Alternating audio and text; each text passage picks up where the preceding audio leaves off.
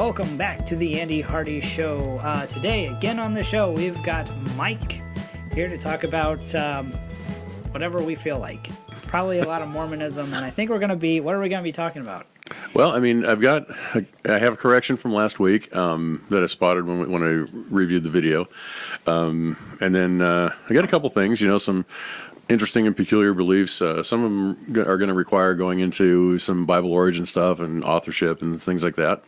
And then I'd like to talk some more about the temple and some of the ordinances and stuff that go on there. So, yeah. All right. Fun little things Lovely. like that. Okay. Well, again, about last week, we did have some technical difficulties because we had all new equipment and I had the compression set up on the audio software, and so some things were out of sync, and also I think it's at 1, let me double check, I wrote it down here.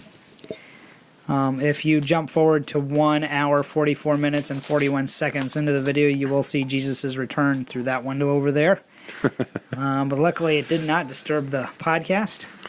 Raptured my cat, the bastard. Awesome. Okay. So, all right. Well, let's jump into it. You've got, why don't we go ahead and start off with your correction from last week?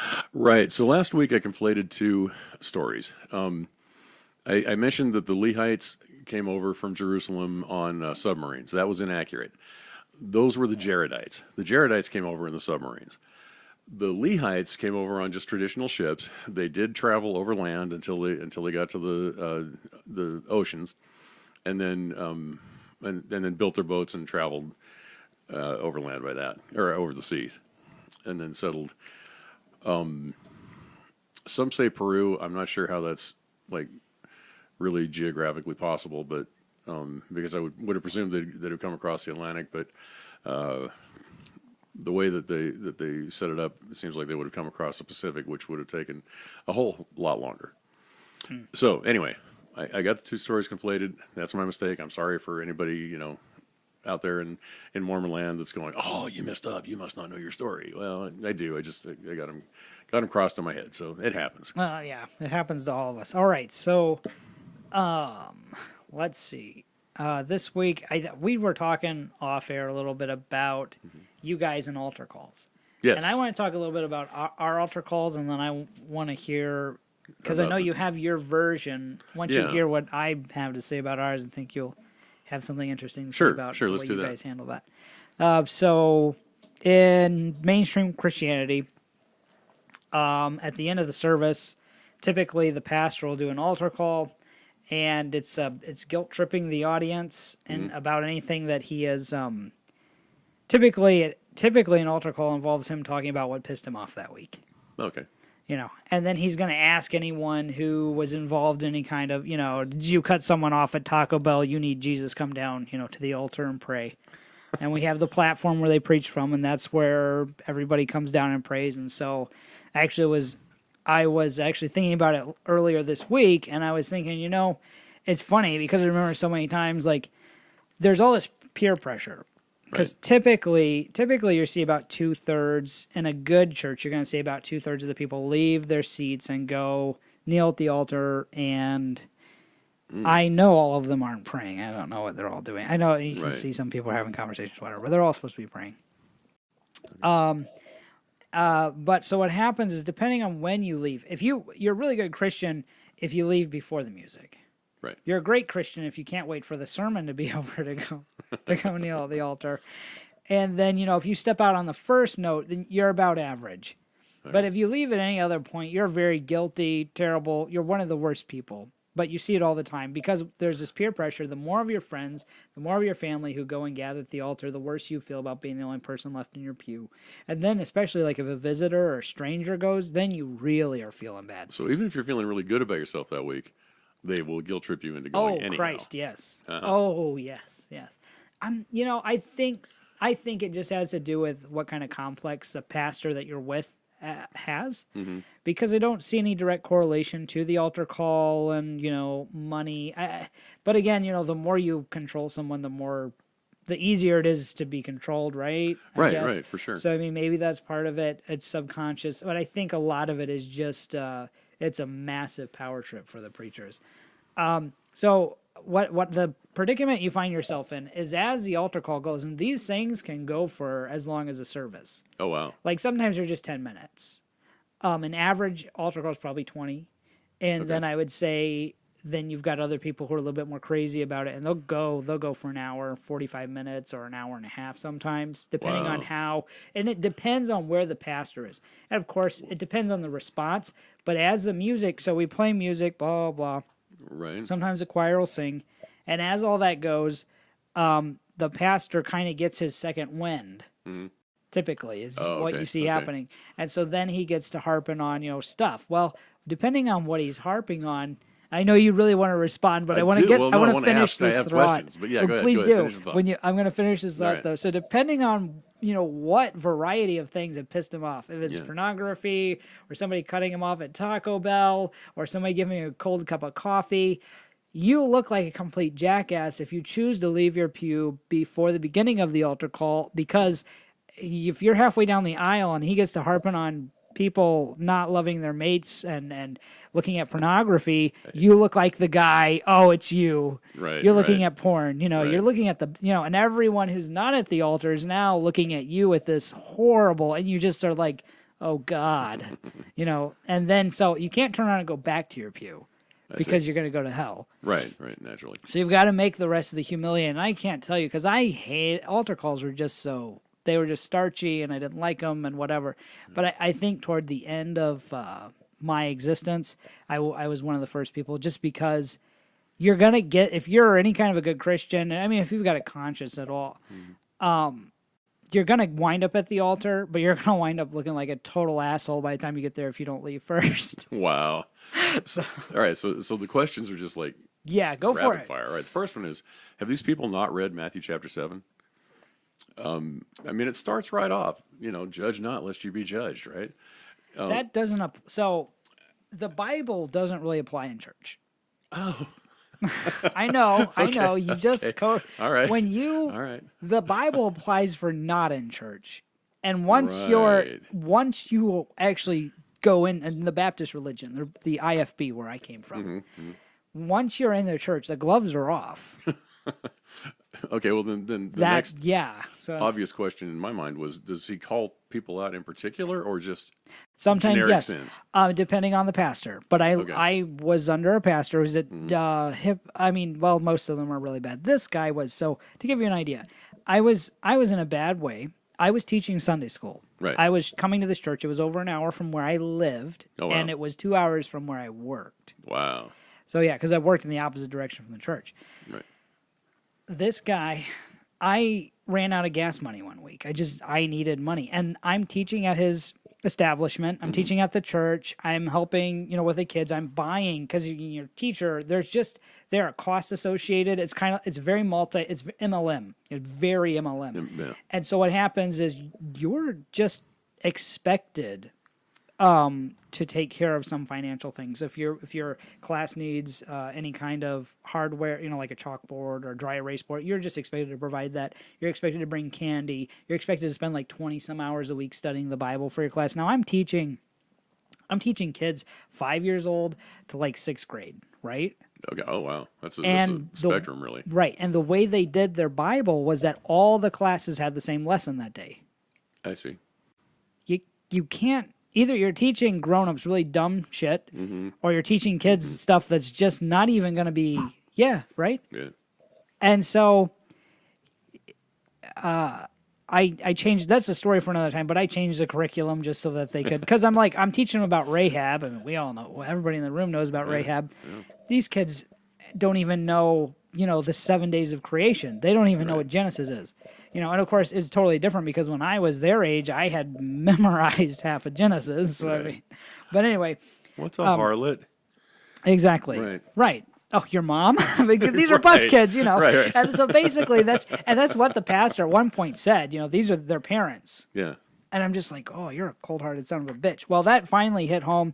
When I ran out of gas money one week, I was running really low because I was running my ass off. If I wasn't at work, I was at church, and I was taking off work to go to church, so I was losing money to be at church, and I was spending money while I was at church, and I was giving church my money. I mean, I'm giving them. I added it up because it was making good money. I was on track to do like $75,000 that year, right? Wow. A sales job, Yeah. so whatever. Yeah. And between them and the government, I didn't actually make anything. But I gave them 19 grand and a quarter. Wow. Wow. Yeah. And so I don't know how much I'd given them at this point, but it was quite a bit. They needed gas money. And I had told the pastor kind of where I was. And I mean, I'll be honest, like the churches, some of the churches I grew up into, if someone rolled through, we'd take them and put gas in their car if someone who needed it. But a congregate, I mean, I'm kind of like VIP, right? If I have a legitimate need. Right. My dad actually had to call him and tell him he'd pay him back. And the guy still gave me like $20 out of his wallet. Wow. Wow. That's. But this is a guy, so I'm driving an old beat up car. He's driving a brand new fucking pickup. Yep. His wife has got a minivan with TVs in the back of it, Okay. Yeah. I'm just like, at that moment, like that should have been it for me, but I was so enslaved. I just kept going. I kept going.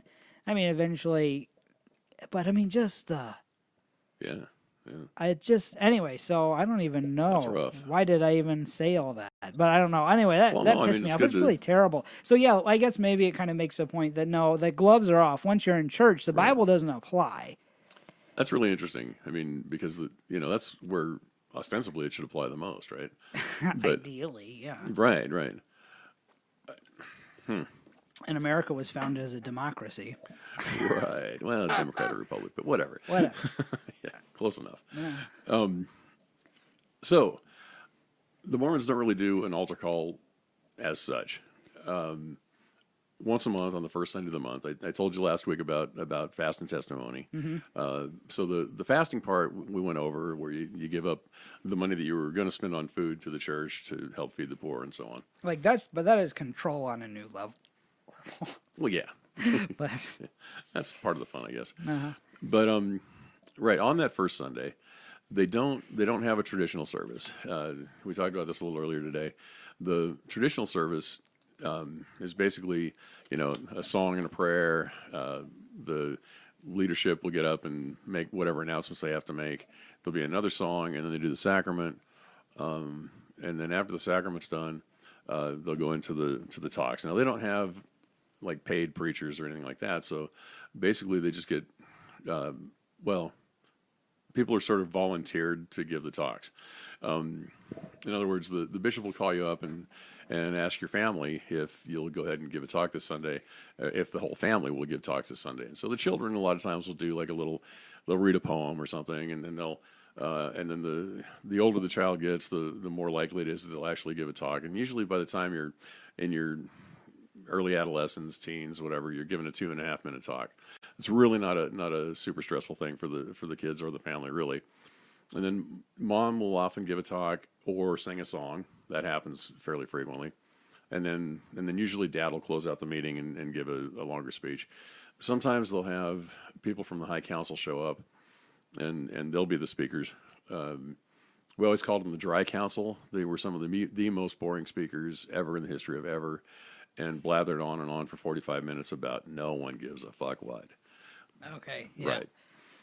And but then the first Sunday of every month was devoted to testimony meeting. And that started off the same. In place of the announcements, they would bless the newborn babies. So any babies that were born in the previous month or two, if they hadn't been blessed yet, would come forward and they'd be presented to the congregation. And usually the father, unless he didn't hold the Melchizedek priesthood, in which case it would be either his home teacher or one of the bishopric or somebody in leadership would then do a blessing on the child. And that's sort of following the Abrahamic tradition, talking about what kind of spiritual gifts and material gifts the child should be blessed with, growing up through life. And then I may have my chronology wrong. I haven't been to the church in a long, long time, but I think, or the way it used to be when I was still an active member, was that anybody who was baptized the night before would then have their confirmations done in the sacrament service or the testimony service. I think now they've moved that to where the confirmations are done the same day you're baptized. All right. In any case, then there's a sacrament, and then after the sacrament's done, it's pretty much a free for all. It's open house. Anyone can come up and bear their testimony. Probably 60 to 70% of the testimonies are children, and they have sort of their unmelodious song, and it goes like this. I'd like to bear my testimony. I know this church is true. I love my mom and dad and my brothers and sisters too. In the name of Jesus Christ, amen. And you hear that, 40 or 50 times in an hour and 10 minute service, and you pretty much want to shoot yourself or at least stab yourself in the leg with a fork so you can see color or something. But right, bad news bears. So, and then once in a while, when the adults get up, it becomes more like an Alcoholics Anonymous meeting where, they talk about the bad things in life that's going on for them. They'll talk about cute little anecdotes like we went camping last week and we couldn't find a spot. We went to several different camping grounds and there were no spots available, so we prayed, and the very next place we went had an open spot. Because right. Yeah. No, I mean we had a lot. I mean that's like thanking God for catching a touchdown pass. Like, yeah. No, we had the same thing. Is that the kind of petty shit that God cares about, though? Really? I mean, really? It's the fact that, look, I mean, I think, like, looking at it rationally now, because you're not looking at it rationally then. Of course, right. You've got to justify all the money and time you spent on this organization. Right. And if, I mean, God, like, you get an Amazon Prime membership, it's not necessarily cheap, but you're actually getting some benefits with that. Right. Right. But this is costing you tens and tens of times that amount, if not hundreds, on an annual basis to be part of an organization. And if it doesn't get you a free parking spot every once in a while, and Jesus Christ, what are you doing? Right. You know what I mean? Like, yeah. You gotta. I think it's a lot of this subconscious. Good point. Again, it's just subconscious. You've got to make sense of this, or you just have to straight up admit like your life is fucked. Right. Right. But anyway, I don't know. Man, did I make a bad call there? Right. Right. There were always the regulars, the frequent flyers that you knew would get up every week and you knew exactly what they were going to say, and time after time after time, and and then every once in a while somebody get up and actually bear a testimony that you'd go, all right, that was cool, I can relate to that. You're all right. Yeah. You can stay. But that was so few and far between. I think testimony meeting is one of the things I missed the very least. If I miss anything at all, it was the music. I really like the singing part. I've got to tell you, and I'm not to interrupt, and you're much better with I can't finish a thought after someone interrupts me, but you're way better about that than I am. Same thing. The music is what I miss, and I was involved. I was music director for a church. Oh wow! And song leader for several years. That's cool. No, I loved that bit. I mean, I loved it and I hated it because you had anyone and everyone typically in our churches was allowed to sing, which meant you dealt with a lot of people who didn't know jack, and it was really bad. Truly can't sing, right? Right. But you're expected to treat them like someone who could, and it's like, but I can't. Like, anyway, I miss that. And churches really have a monopoly on that, and they really understand. I say churches, but the organizations that run them definitely understand the value. I believe so. I mean, because music is very emotional. It's very moving. It's in and of itself a spiritual thing. So, I want to interrupt you. Yeah, I'm sorry to interrupt, but it is one of the. I don't know if it was there, but in our church, it was one of the most controlled things. And you get kicked out of college if you had if you had like a CD that had a song with a beat on it. Oh, really? Yeah, and I now understand why. For 2 or 3 reasons. A, music is very subconscious. Yes. And B, if the controlling, it's again the same thing. We talked about religion and how countries have used religions to dominate what people believed to make it a more effective ruling. Right. And it's exactly the same thing. If you're in control of what your people are listening to, of the songs that are getting stuck in their head, You have little to worry about them actually thinking rationally about life. Good point. Really good. Strong point. I mean, I Right. think. No, I think there's a lot to that because, you know, there were times, like, there have been times like, I get songs stuck in my head all the time. We all do, I think. But sometimes it's really annoying. Like, I used to walk everywhere.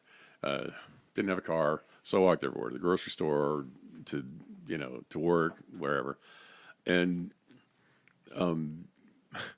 there was a period of about 6 months where my stride was in perfect cadence with one of the children's hymns from the church, and so I got not only the melody in my head, but the lyrics only in Spanish. It was some of the most annoying time I ever spent walking, because like I couldn't get it out of my head. And the song was all about being generous or whatever, and in English, it's "Give said the little stream, give oh give, give oh give," and as it hurried down the hill. Yeah. But Well, and then I mean that in and of itself. That's in your head. Yep. The offering plate, or you probably did they the don't pass the collection plate. box? No. You turn your tithing in an envelope. You pick up outside the bishop's door, Right? and put it in a check Right. and But slide I it mean, under then his when door you're or whatever. when you're doing that, if you don't do that for a week or whatever, it's all about And now they've got you, instead of listening to Kenny G, right, are having that stuck in your head. Now this, and so now $5 becomes $10, and Right. whatever. Yeah. And yeah, it's absolutely benefiting them. And so if they can guilt trip you into listening to their music, which is telling you to do the things that are making them money, right, as opposed to you spending half an hour out of your day listening to anyone else's music, then Right. there you go. Well, yeah, I mean, in this case, it didn't pay off because I'd already been out of the church for many years. Right. Okay. So they didn't get a dime out of me. But so joke's on you guys. But but yeah, no, I see your point for sure. That it gets in and it digs and it's a worm and it Right. right. Right, and it being now, it sounds like they were a little more lenient with you, or they just weren't as forceful. But again, like in our culture, like no one wanted their child to be bad, but the sign of a bad child was what they listened to. If a kid started cursing and was listening to bad music, I mean, you might as well burn them at the stake. Was kind of how our church Yeah, viewed it. yeah. There was a lot of it. Well, there were uptight parents and there were liberal parents. My parents were pretty easygoing, and and I could listen to whatever I wanted to pretty much. I mean, I was a fan of Kiss for a long time when I was 14, 15. Lucky- Right, lucky yeah. guy. But I'd go to youth conferences and stuff, and they'd talk about how there are bands you shouldn't listen to. You shouldn't listen to the Beatles because John Lennon did Imagine, and it was a song about atheism. You shouldn't listen to Kiss because that stands for Knights in Satan's Service. Amazing. And AC/DC's bad because that's Antichrist, Devil's Child. Gotcha. Well, Right, so I things gotta like say, that. it sounded like they tried a little bit. tried, like our yeah. our people weren't even. I remember going to one youth conference, and I got to be honest with you, like I hand it to them because it actually helped me in a lot of ways they probably didn't think, and there is some legitimate help in these places to an Right. extent, but it's tied to things that are very toxic. It's kind of like retrieving a Band-Aid out of an adder's mouth. Right. Yes, the Band-Aid will be good for you, but once the adder's bitten you, you're dead. So you're just Not gonna fucked. help you. But this youth conference, they would challenge you to just listen to nothing because, and there was this idea that if you because people would go, some people they need that, and I feel bad for every autistic kid that was there, Oh, yeah. or had any slight autism. Right. Now they feel like they're going to go to hell because maybe they need that distraction. And I know I love distraction. I work really well with it.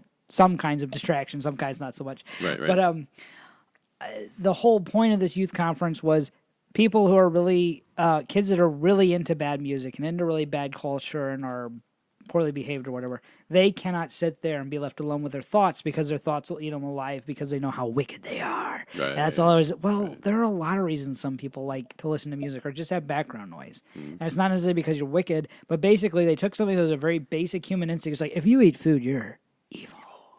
Right, and it's like, oh God, really? And from now, I'm like, just grow up, dude. Yeah, did for you real. did you pee today?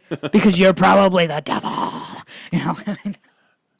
Did you shake it off too? Oh God, the worst, the worst. That's akin to onanism. Right, right. So that was, that's just some of the shit that we went through, and it was the victims. and I just mentioned, because that's the first time I thought of any autistic kid or any kid who had I don't want to say mental disability, but a stigma that made it easier for them to have something consistent in their life, whether that's music or whale barking, Sure. whatever it is. Yeah.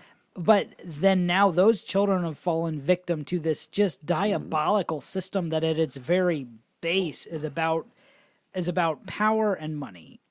Yes. Yeah, I mean, it's all about control when you look at it. I mean, like I've posted or shared memes on the internet about, how child abuse isn't always physical.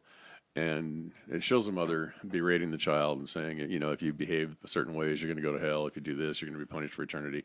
And that's another one. The whole hell concept just is so inherently evil. I mean, like eternal punishment for a temporary sin. I don't care how bad the sin was, I mean, Right. But it's eternal punishment. Well, I mean, look at it like forever for a little, like, because I ate, if I was Catholic, right? So I ate a cheeseburger on Friday, and now I'm gonna, like eternal punishment forever. What the f- is that? and then there's the whole and they preach against they've got a name for it, but basically, so homosexuality in the Baptist church, homosexuality is about as bad as you can get.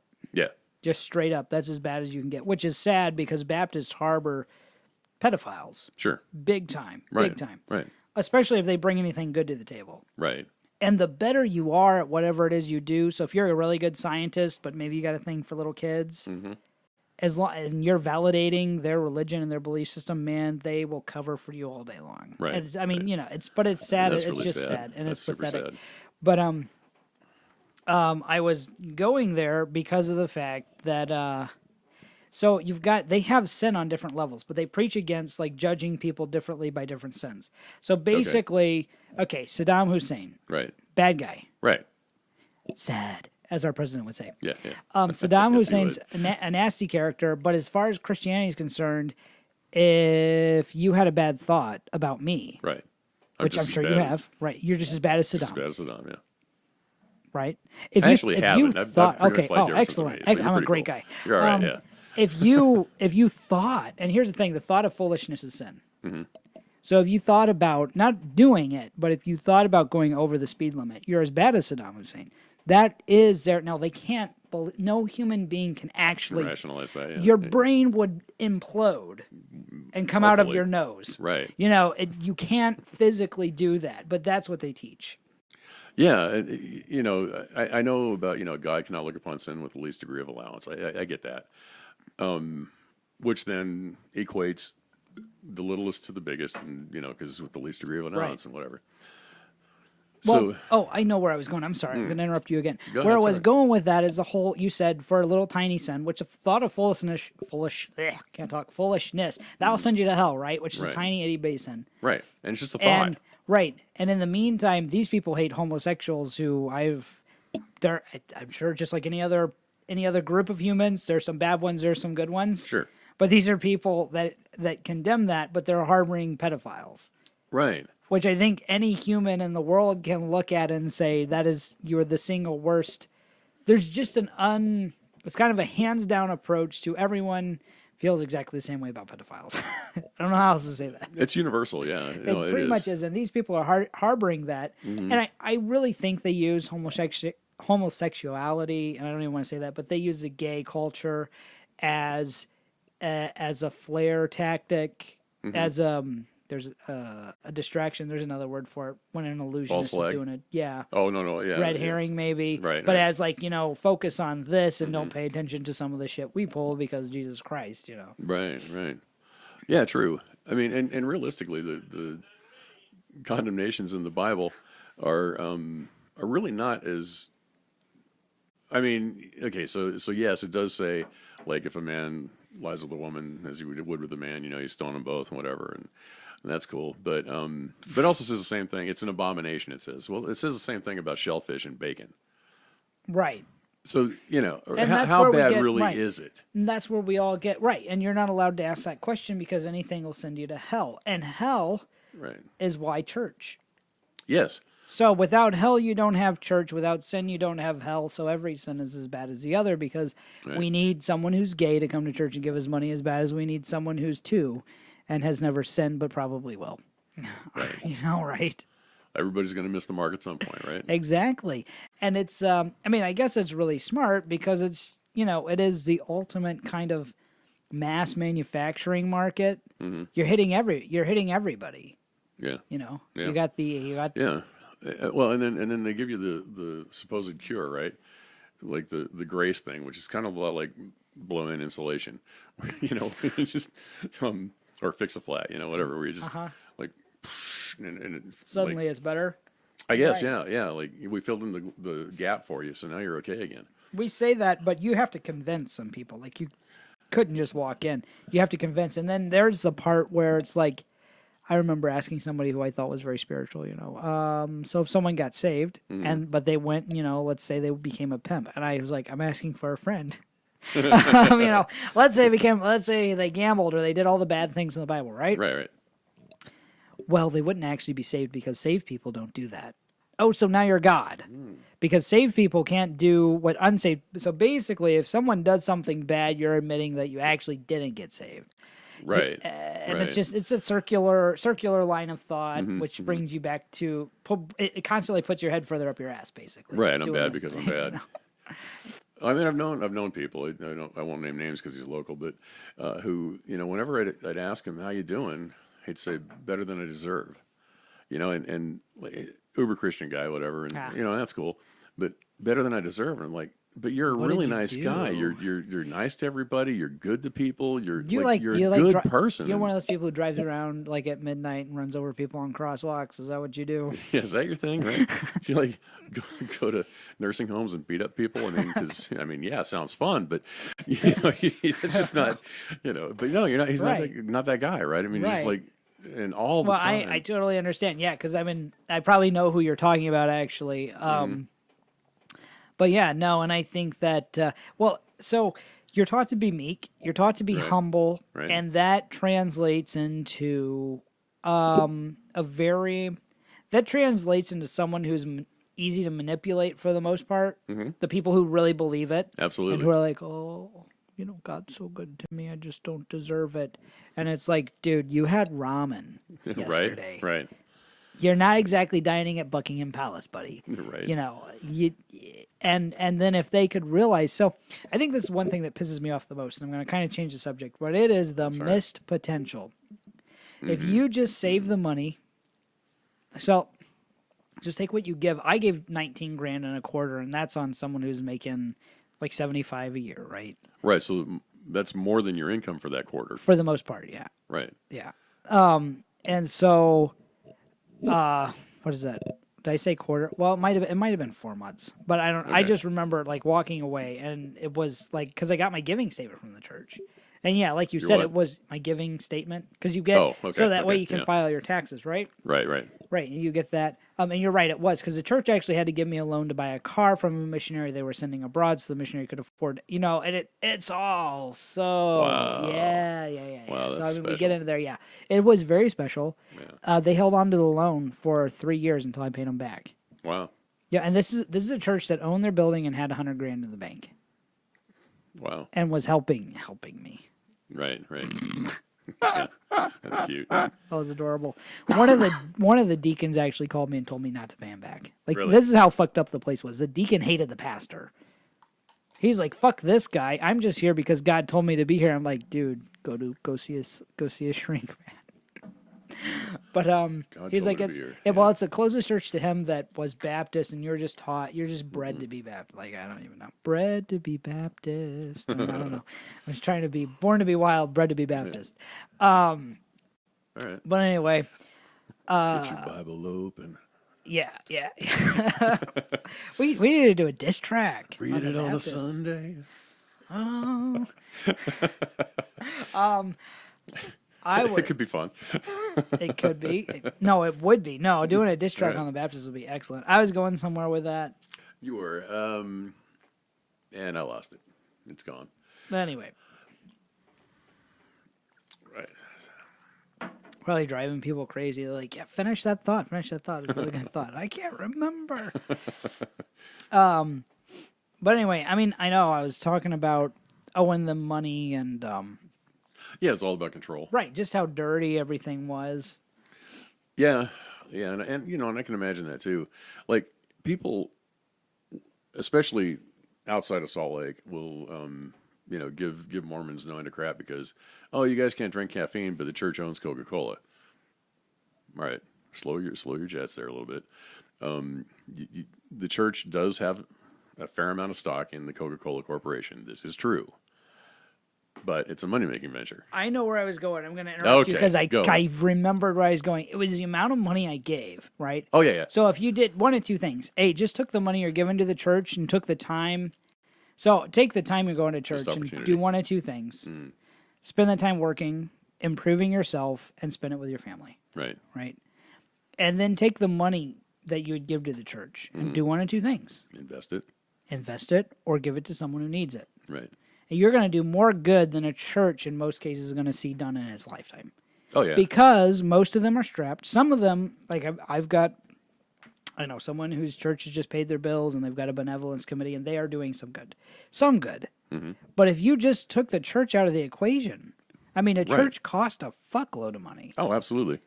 Right, even a small one. I mean, I'm talking a church with 65 people, and they're spending a couple grand a month in bills. Right. And you got grounds you got to take care of. You got to take care of your building. You have to do maintenance. You've got you know, it costs money just to sit there. Probably paying a lease. You're probably paying for the utilities. Exactly. Yeah. Right. And so if you took all of that out of, and then everyone just took that 10% of their money or what they could afford and gave it to people who actually needed.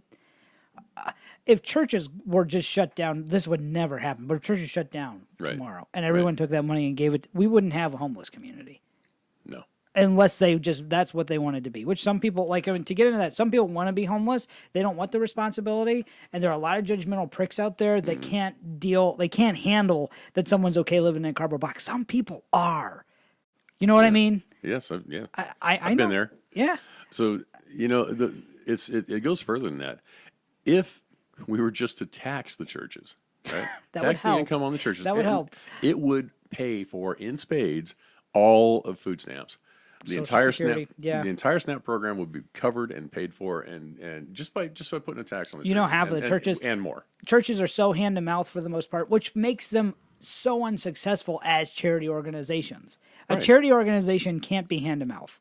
They can't be begging their patrons for money so they can feed their children. That charity organization shouldn't exist to feed the caretakers of the organization. Exactly. And most churches do. Right. Because most churches can't. Most church pastors, who are beholden to these bigger corporations. So to give you an idea, I mean, my dad was a pastor, small church, Indiana, little tiny church, but we would run, we could have well over 100 people there on a good Sunday if we gave out a big enough promotion, which is a bribe to come to church, right? Okay. Which is, could be candy, it could be entered into a raffle, or guess how many jelly beans are in this and you get $100. It's a small town, so $100 is a big deal, right?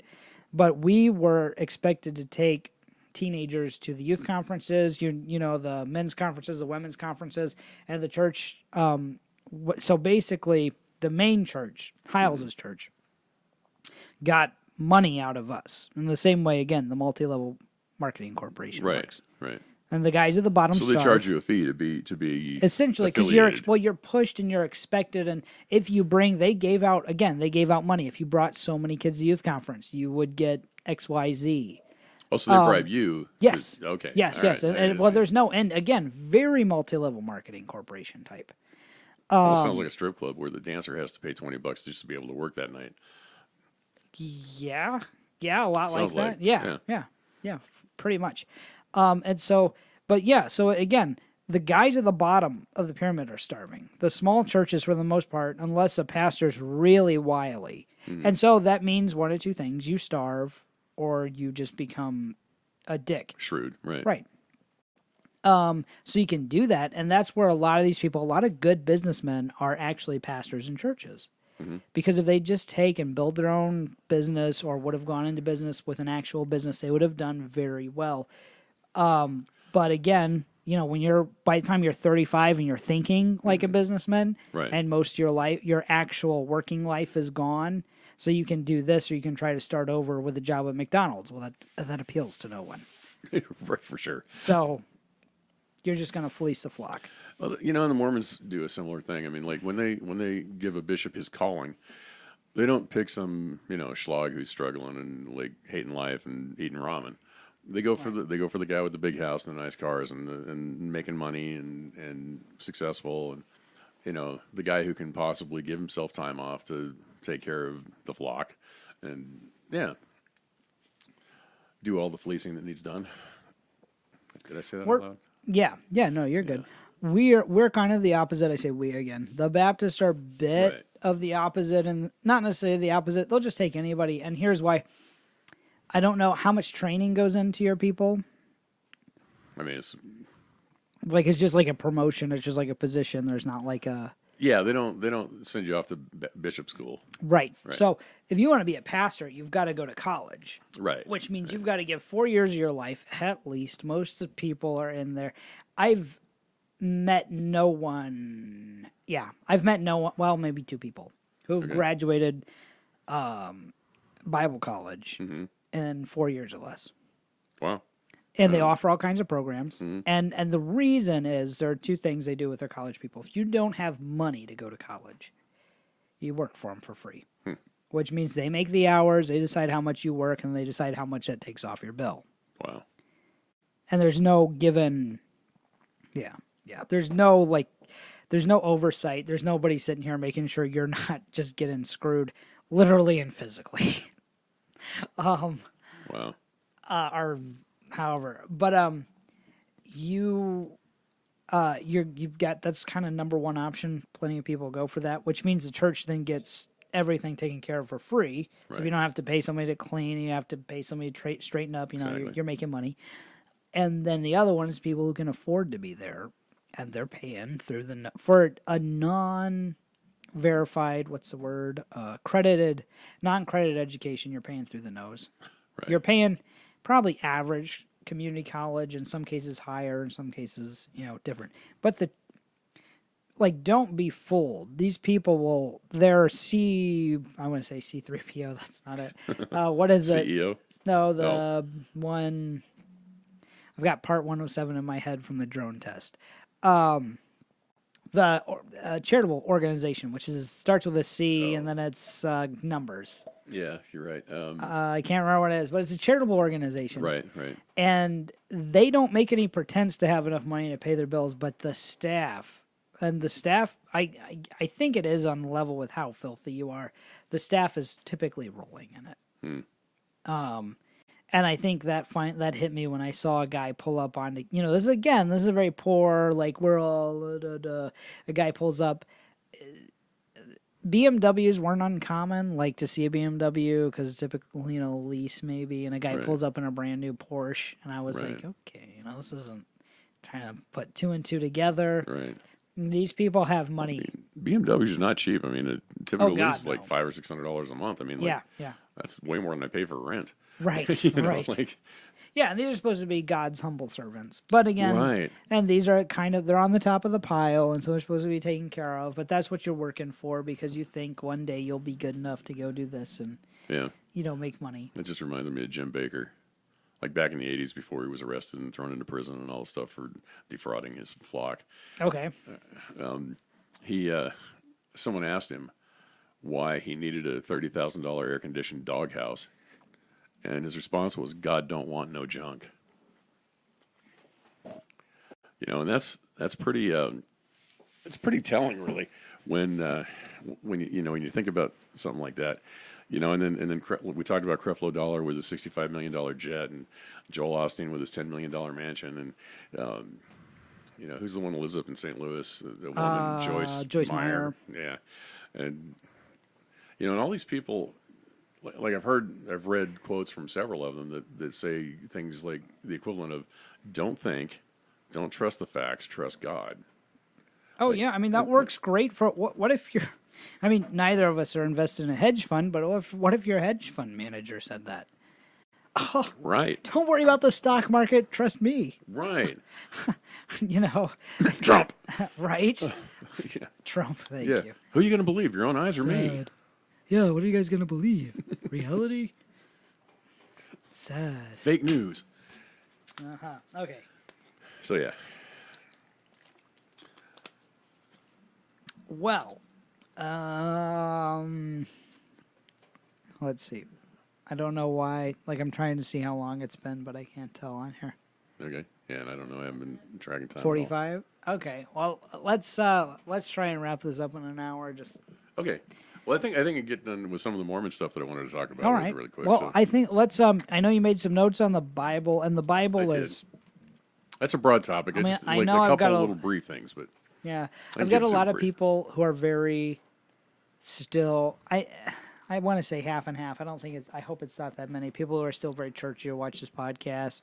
That's okay. Not very churchy, but they're still involved in one instance or another. So will people be offended if I say Moses didn't write the first 5 books of the Bible? I'm not worried about it. Okay. I'm interested in reality. I want a real Okay. perspective of the Bible. And, me and my brother talk about, we call it just taking off the rose-colored glasses. The Yeah. Bible's viewed so romantically, and in reality is just not that way. Reality isn't. The Bible is so not reality.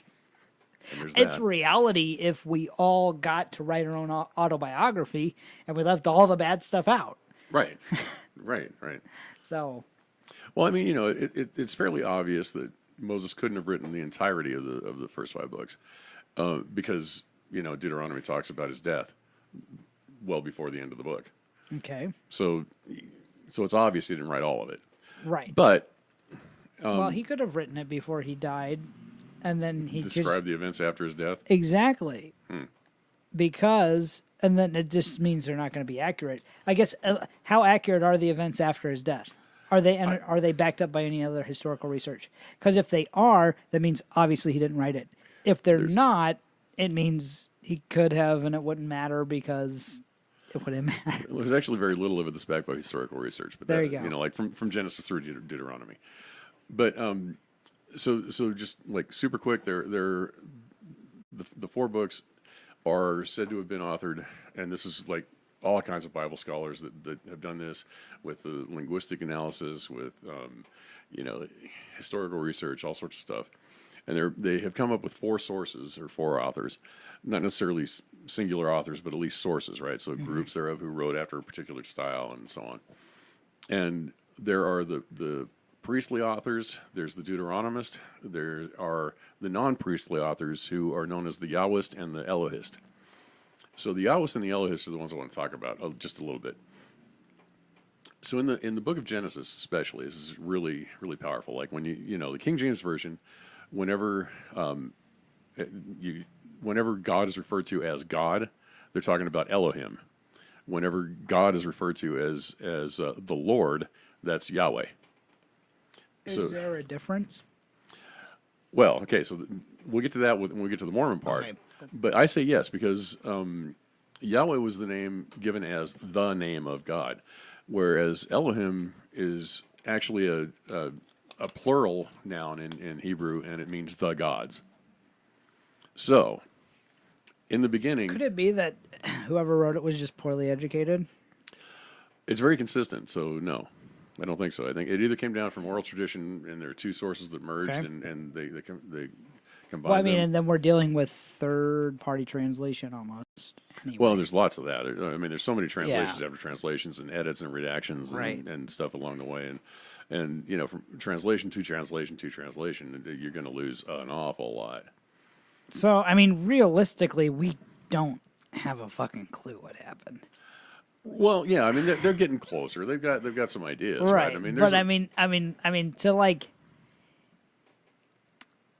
it wouldn't stand up in court, oh no, not at all. right? So, I mean, But- I'm just thinking again, like really realistically, like if I told you something in English. Yes, And your girl or your wife now, Yes. sorry, I said girlfriend. All right. Your wife translated that into Russian, and then someone translated it into Hebrew, and then someone translated it so on and so on, at least 2 or 3 more times. by the time it gets back to you in English again, Yeah, by the time it comes back around here, the likelihood of it even being remotely correct, even if everything was a word for word, and we're talking about documents that are thousands of years old. right? Like, I mean, I'm sorry, I've got receipts that aren't even a year old, and I can't read half of it. And we're Right. talking about somebody who's written on papyrus or lambskin Right. with water-based ink. Right. or lead based. I mean, in any event, whatever, yeah. you know, Right, how's it going to last? Right. Yeah, yeah. When when I was on my mission in Curacao, they speak a little bit of English, they speak a little bit of Spanish, a little bit of Dutch, and then there's the native language, which is Papiamento. So that's what you normally spoke with the people, with the natives, and so on. But we had to know a little bit of all of the languages. Now, of course, Curacao is a subset of the Venezuela mission, so I had to know Spanish anyway, and English kind of goes with the turf. And I studied up a little Dutch. So, what we would do, like a lot of times, people would get drunk, and then they'd want to find God, so they'd hunt out the missionaries, and they'd want to talk to us. So we would stand there and sway while we were standing, and then speak to them in normal sentences and complete the thought as and were you answer the swaying questions. because they were drunk We were swaying on purpose to kind of to mess them up? yeah, Oh, okay. and absolutely. And then, so say he asked, what color is the sky? Well, I'd answer the sky is blue in Papiamento. Then he'd ask another question, how many eggs are in a dozen? And then in English, my companion would answer, there are 12. And then he'd ask some other question, and I'd answer in Papiamento. And then the next one, he'd go in English again, and the next one I'd go in Dutch, and then and so on. And we'd switch up languages, like and these poor guys, That was just all to get them off of their. it was just to game or torment to- them. Oh, okay. Yeah. That's nice. Yeah, we answered the questions honestly and straightforward, but just just to mess with them, we'd do that. Wow. It's just a horrible thing, but I wonder how many times whatever our answers were got lost in translation. I mean, because obviously we didn't speak perfect Spanish or Papiamento, and my Dutch was horrid, but so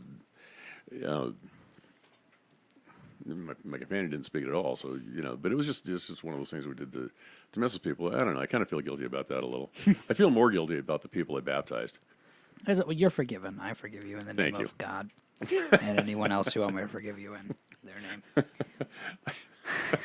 I want to be forgiven in I've the got name as of Marvin. much fucking power as the Pope does. Jesus. Yes, you do.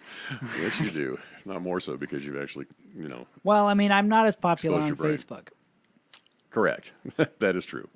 That or is in true. the Catholic Church. But other than Right. Right. I guess I don't have the placebo effect the Pope does. Maybe that's what I'm going for. Good point. That's a good call. Anyway, so back to the Yahwistan stuff. All right. So it says, it starts off, the Elohist is speaking, because it says in the beginning, God or the gods created the heavens and the earth. It goes on to talk about how in verse 5 how the day and the night were called the first day, but the sun and the moon don't appear until day 4.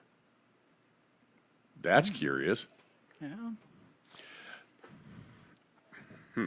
There's other fun stuff with the creation. In fact, I think we could spend 2 hours just on the first couple chapters of Genesis. Yeah, but well, now you're making me think, and I'm a little bit drunk, and I don't want. Okay. but there, I should have brought my Bible. Dang it. Right. So we're still in chapter 1, towards the end. So the gods created man in their own image. In the image of the gods, Right, and they the- created him. Male and female, they created them. It's plural because of Jesus, God, and the Holy Spirit, who is basically. I mean, like, let me give you my version of that. Okay. It's an extraterrestrial being who has either, I mean, we don't know what's in space. Maybe you're able to like consume someone else's knowledge and like kind of become someone else. Maybe they're good at that. Otherwise, they're just deeply disturbed and they are, damn it, what's that word? When you have more than one personality. Oh, well, not schizophrenic, but multi-personality. Yeah, disorder. multi-personality or schizophrenic. I guess that's kind of my first diagnosis of God, my initial diagnosis of Right. someone with multiple personality disorder. Yeah, well, I mean that actually makes some sense, but Sorry, yeah, go in the Godhead there aren't any females. So, but in this case, the gods created the male and female. So this hints at the idea that there are female gods. Right. But then later, Well, it also says that God or gods are very much into pornography. I mean, of the female nature, because they looked at a dude and they're like, "That's okay. And this is literally how pastors in the IFB interpret it. I can do better." So he gave it no dick and big breasts. basically Dolly Parton, I guess, maybe Wow. something like that. There you go And again. then boom, and then it's like, so God invented pornography because they're both naked, neither of them know, but he does. Right. Yeah. So he's digging this, you know. He's like, exactly, creep much. Well, okay, but that's part of where I was going, sort of. Like later, when the Yahwist is speaking, the Lord saw that man was alone and thought that was a bad thing. So he took a rib, caused a deep sleep, took a rib, made the woman. This for is a him. man with. It does sound But like they someone created with multiple personality male. disorders. Like, I know what I'll do. I'll mutilate them. Right? I don't know. Like, But he created male and female, created he them there. But then a couple chapters later, oh, no, man's alone. That's not good. So we're going to have to create a helpmeet for him. And then that's when he creates Eve out of the rib. right? Well, Yeah. So there's but- a lot of backtracking.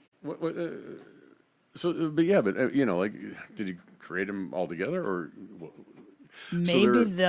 Maybe he made male and female, but the first female didn't have big enough boobs. and that's certainly a possibility because there And it was are like- those who suggest that Lilith was actually the first female in the Bible, Ah. and that's the verse that proves her. But she was wanting to be a lot more independent, a lot more equal to the man. Wanted to have her own ideas, wanted to stand up for herself and whatnot, and they couldn't handle that, so they chucked her out.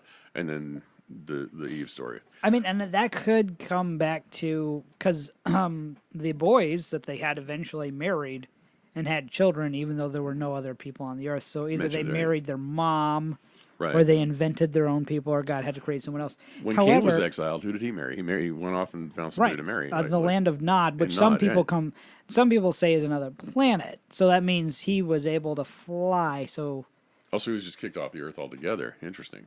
well, he would had to have a spacecraft to at least come back. Right. But I mean, there's that, which I don't, have you seen Ancient Aliens? Oh yeah, yeah, Oh God, that's amazing. That is so yeah. good. Giorgio's I haven't- novels or whatever. his Yeah, I name is. haven't made it all the way through it, but I'm working on it. That is really interesting. But so to let's not go with the ancient alien theory, but Right. just to look at this realistically, the very first person historically who's written a story about civilization at all, this is how they choose to start their story. But I mean, religions and belief systems have been formed by it, and families have been split. People have been murdered murdered. I mean, just tortured and murdered over this. And all we know for a fact is that the very first person historically that we have records of that began to write any story about civilization. This is their This is not first. You're not First? saying this is first. of the what do we have prior to this? Oh my God, the written Sumerians, the Babylonians, the Egyptians. Okay. Well, I mean, there's I lots guess of this is like looked at as the first historical. Again, we're Right. taught it as the first historical because it's Right, valid. Some of it's validated. The whole God part's not validated, but this is what we have. As far as this is kind of a first. There's something out. What is every fairy tale? What does every fairy tale start with? Once upon a time. Once upon a time. This Right. is the once upon a time, and because you don't Right. agree with it, Here it says in the beginning. I could just it is fix it. right. Once upon It's a time. once that upon would a fix time. the whole book. That's all it is, though. It's a Right. story. Parts of it are validated. Sure, they've used that, coordinated it with other texts, and they found civilizations coordinates. But I mean, good God! I mean, you could find the story, the tower that held Rapunzel. Oh yeah. There are thousands of those in Romania. You can find one and be like, "Oh God, Rapunzel's real! be it. Jesus It's real, Christ! yeah. There's a bean garden over there. I know this is where it happened." This must be it. And because we've stumbled across something, and then it's the more validated is, the stronger anyone who believes the Bible is. But because it validates some key things throughout history, doesn't mean that its premise is even. Yeah, remotely rational. Yeah. But to the believing heart, you're going to make the data fit the conclusion, right? Oh, exactly. You're not going to make the conclusion fit the data, which is the scientific method, Mm-hmm. right? And so we've got kind of the cart before the horse. But anyway, so I brought up all that bit about the Elohist and the No, Yahwist what you've done for- is you've carved out the horse's gizzard, and you're using the horse as the cart. That's what you're doing at that point. pretty much. Do horses have gizzards? I I don't think so. I think it was just chickens. Yeah. But- or In birds. this case, they have whatever you want them to have. Yes, they do. So, spirit world, right? You've got Elohim, and now this is the Mormon. Now I'm going to the Mormon version, right? And they don't line up 100% in parallel, because to the Mormons, God the Father is named Elohim. Jesus Christ is named Yahweh or Jehovah. And then Adam was actually Michael the archangel in heaven, who led the forces against Lucifer. And this is strictly Mormonism. Absolutely. Okay. So Jehovah, Jesus Christ, Michael the archangel, or Adam, and Lucifer, or Satan, were all spirit children of Elohim, Heavenly Father, God. So, as are all of us. We would all be spirit children of them. I talked earlier to you about Heavenly Mother, right? So one of God's wives is basically over this earth, and she's the one who kind of made us all, and Gave birth to us all? apparently Wow. that's got to be some kind of, She's stretched to hell. you'd think, yeah, I've only got 70 billion children. It's over the course of time. Right. Yeah. Yeah. No. Yeah. Yeah, for a minute I was like, I think it's closer to 8, but no. Yeah, no, no, over you're the right. course of Over the time. course of time. Right. That's at least what we have history of, let Right, alone anything else. Right. And yeah, because I'm pretty sure she didn't give birth to the Australopithecus, but whatever. Well, did she create design? Like, where are the dinosaurs? That's what I was said. Dinosaurs. Those exist, by the way. There are those women who would carry the Louis Vuitton bags. Dinosaurs. Yeah. Who's responsible for all? Sorry, I know. Like in my mind, like it just. I never could everywhere. get a good answer out of anybody. I think they fall in line with the typical young Earth creationists that they did roam the Earth, but were eradicated in the flood. Yeah. Well, that's. I Which mean, is, the of course, flood. a load of shit, but Right. The flood Yeah. is just this amazing. It just explains away so much. There's so It much you does. don't have to think about when you believe in the flood. I remember me and my flush it sister away. almost went to fisticuffs when she began to believe in an ice age, any ice age. because those predate the creation of the Earth. Well, yeah. And then because it didn't line up with the flood theory, Right. Anyway, not to No, you're right. Go ahead. So then, so Jesus and Lucifer and Adam are all spirit brothers, whatever. And Lucifer, we all know the story pretty much. It was a pride thing, a little hubris going on, where he didn't. The way the Mormons tell it, Lucifer said to Elohim, you've got all these spirit children, and you love them, and you want them to come back. Well, I'll tell you what. I'll go down to the earth, and I will manage it such that they all obey you, and they all are righteous, and they all come back to you. But I want a bit of the glory for it. Cut me in for a percentage. And then Jesus or Jehovah said, "Yeah, that's nice, but I'm going to give them free will. I'm going to let them choose whether they want to come back. I'm going to do whatever. And Father, let the glory be thine." And so Elohim said, "I'm going with that one." And then Lucifer got pissed off, and then there's the fighting and stuff, and eventually, with a third of the host of heaven, got cast down to the earth, and so they're running amok today and causing all sorts of grief and havoc among us, and so on. It's a church. Well, God's in charge of everything. It's kind of a church split, is what I started to say. But God's in charge of everything. Why do you let him take any with him? I mean, and Right. the whole thing is right. The devil was tormented, and then God gave the devil some kind of rule over men so that he could. And the whole music, that's where the Baptists bring the whole music thing into the devil's a Satan prince and controls the power music, of the yeah. air. Right. Oh, Well, okay. then doesn't he? If he can control Kiss, why isn't he controlling the music in the Baptist church? Are you that much stronger than him? Right. Right. Yeah, good call. You Good know. call. But anyway, so yeah, it's just Yeah. so stupid. It really is.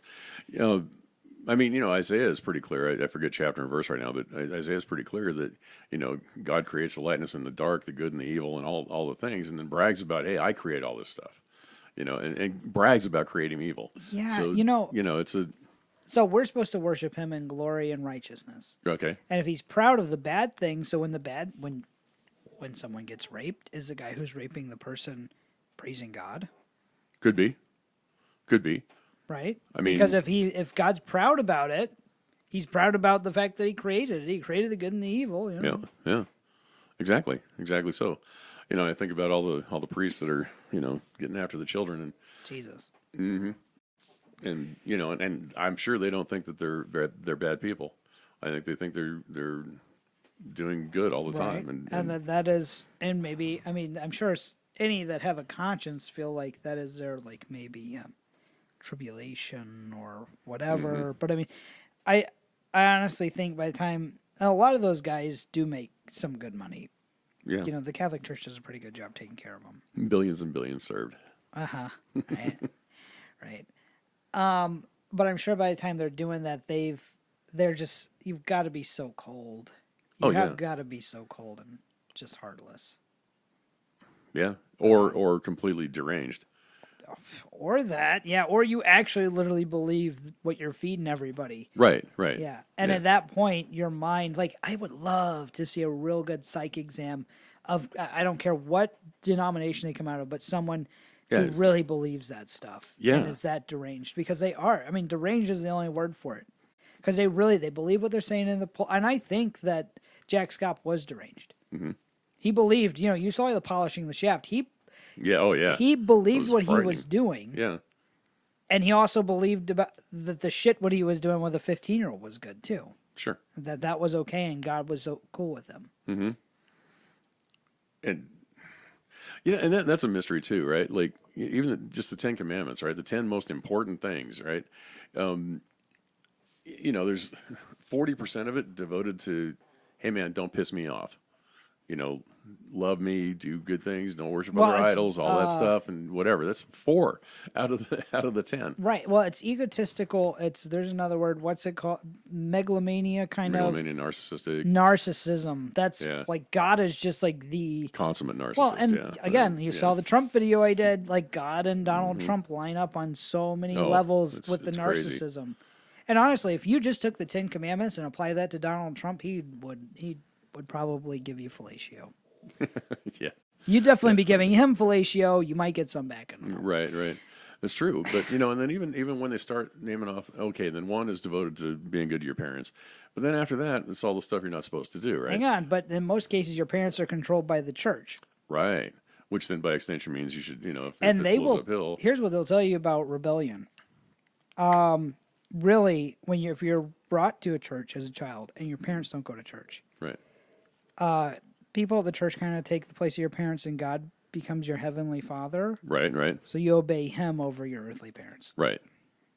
Yeah. So like I said, the Bible applies until you come to church. Fair enough. But, if like talking about rebellion, I mean, it's pretty clear in here, and again, I'd have to look it up. But, like if a child is rebellious and doesn't respect his father and mother, you're supposed to stone him. Like, well, and in the Roman Empire, it was held that until a specific age, the parents had the decision-making authority to kill their child if they felt it wasn't going to do what they wanted it to do, which is, I mean, I can definitely look at some adults and be like, yeah, your parents should have probably killed you. But I mean, mommy should have swallowed. Oh, God. Yes. Like, so as far as, some of that had to do with the civilization they were in, but yeah, the whole stoning thing. Right. And that comes down to the extremity and the kind of the divisiveness that the church has over people. In that it certainly does. I mean, Jesus said, if you won't leave your father and your mother and take up your cross and follow me, you're not worthy of the kingdom, right? Right. Not maybe exactly those words, but, close enough. That's the message. Yeah. And so, the divisiveness has been there from day one. Right. Well, people leave their families, they abandon their family because their family doesn't agree or for whatever reason. Mm-hmm. But they believe it'll all be okay in this utopian paradise that they're going to go to when they die. Right. Even if their family's not there, because they love Jesus so much that all they want to do is sing his praises, all like that. So here's something I was thinking about. I wanted to bring up to you because I'm interested in what you have to say about it. Okay. God got bored with the earth a few times.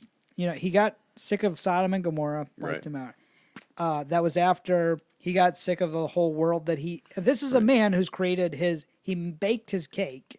Right. Got sick of it. Right.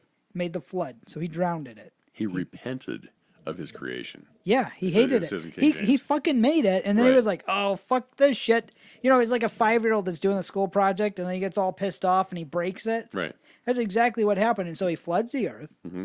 Okay, mommy, I'll be nice this time. You know, I'll fix Right. it. You know, he's sad, he's I'll put a broken it. rainbow in the sky. It'll be fun. I'm gonna glue it all back together. And so he does that, and that's okay. So let's say we make it to the rapture. I mean, Okay. because we're only how far are we post flood? Now? Yeah, we're what, So, maybe plus- 4,000 years. yeah, it was about 2,560 or something. So 4,500 years. Yeah. Okay, so I mean, according to him, you know, because the Earth is not quite 7,000 years old yet, Right. according to God, Right. Right. he's doing better this time around.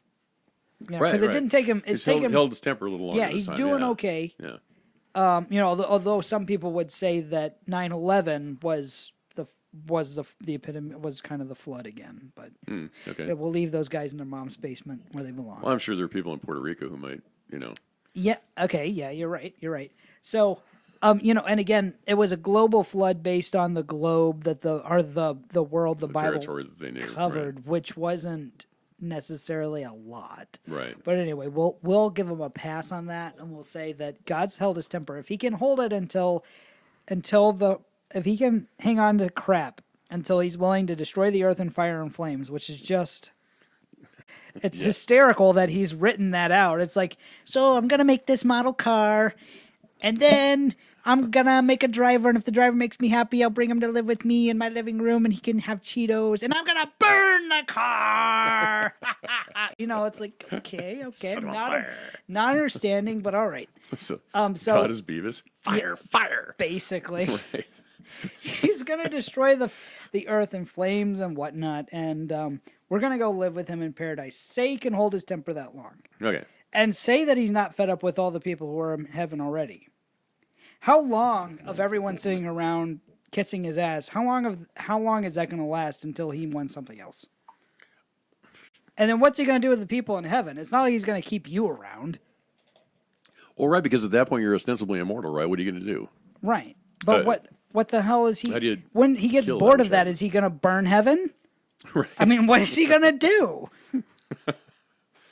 Is it going to go from singing his praises with the angels to, you know, tonguing his ass? Like, no, but what's the next step? Because there's Brazilian something fart else. porn? I don't know. He only made it, he didn't quite make it a couple thousand years from the beginning of the earth to Right, destroying it the 1500 first about, time. Yeah, right.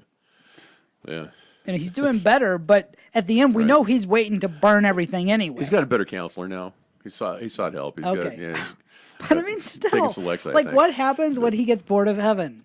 When he gets bored of everyone, Which being is going to happen. I mean, for real. Like, that's why, okay, so Mark Twain said one time that he knows people who long for heaven, long for an eternal life in heaven, who can't figure out what to do with themselves on a lazy Sunday afternoon.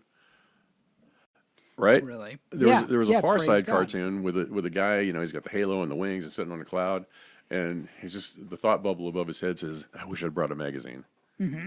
Yeah. No matter what, I don't care how good it feels, it's forever. Right. And I mean, Like That's as much torture as being tortured forever. At least there, you might get to feel something once in a while.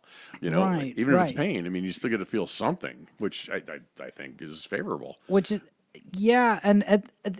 But look at what we don't like go, oh, you terrible person. You've committed a heinous crime. You killed your family. You know, there's a guy in Europe who, interesting character, really. I'm trying to remember what his name was.